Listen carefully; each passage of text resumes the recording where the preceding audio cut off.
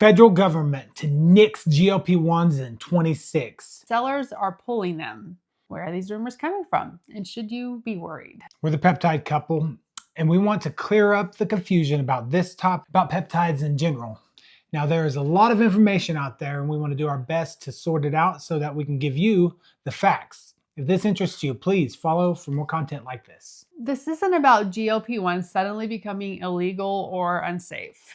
The change is that the U.S. Food and Drug Administration declared that brand name GLP-1 medications are no longer officially in shortage. And that matters because shortage status is what allowed many of these compounding pharmacies to legally replicate those compounds.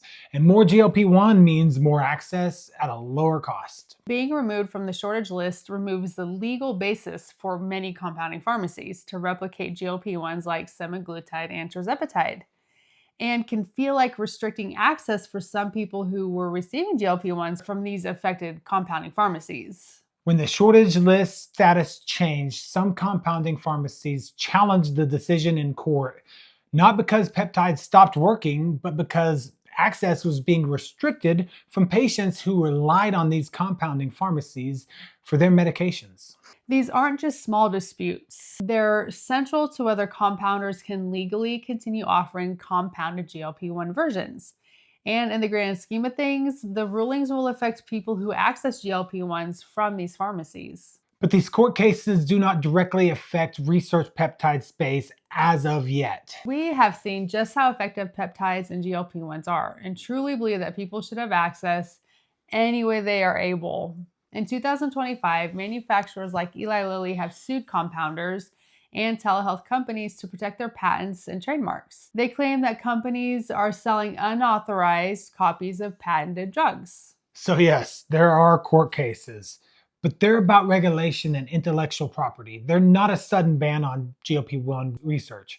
If we know anything, it's that these drug companies will go to any length to make their money. And it's no different when it comes to peptides. One notable case, a judge dismissed Eli Lilly's lawsuit against a telehealth company, Willow Health, that was compounding tirzepatide. And this shows that even when big pharma sues, courts are not automatically siding with them. I mean, at least not yet. Now, there are people like Jay Campbell who are claiming that they have been contacted by the government and that research peptides are going to be restricted even more. So we have explored where these rumors are coming from, and now to answer. Should we be worried in 2026 about shortages? Some sellers may be stepping back because of the uncertainty.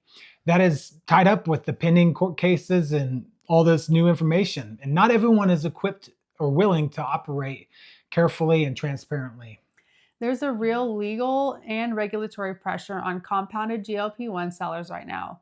Not because the peptides themselves don't work, but because the law changed how compounding is treated once brand name drugs are available again. And that's driven both lawsuits and enforcement actions that are making some sellers pull back. Now that is very different from GLP-1s are going away. They're not.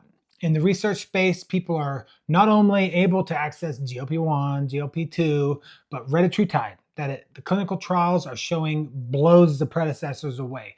Check out our video on the retatrutide phase 3 clinical trials update. There's real legal and regulatory pressure on compounded GLP-1 sellers right now. Not because the peptides themselves don't work, but because the laws are always changing and there is ongoing litigation. We're not saying that nothing will ever cause a real shortage, but as of right now, Big Pharma hasn't been able to put the clamp on the GLP-1s.